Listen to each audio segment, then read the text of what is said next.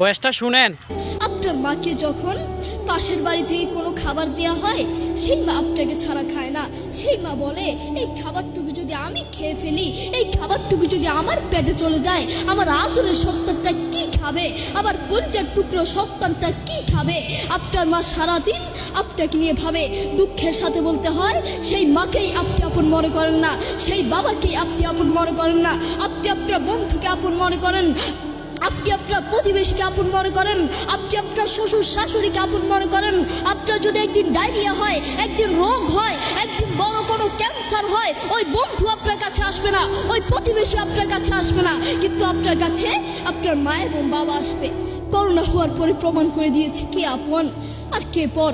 corona হওয়ার পরে বন্ধু বন্ধুর কাছে যায় নাই, করোনা হওয়ার পরে স্বামী স্ত্রীর কাছে যায় নাই, করোনা হওয়ার পরে একজন প্রতিবেশী আরেকজন প্রতিবেশীর কাছে যায় নাই, কিন্তু এখন এই ইতিহাস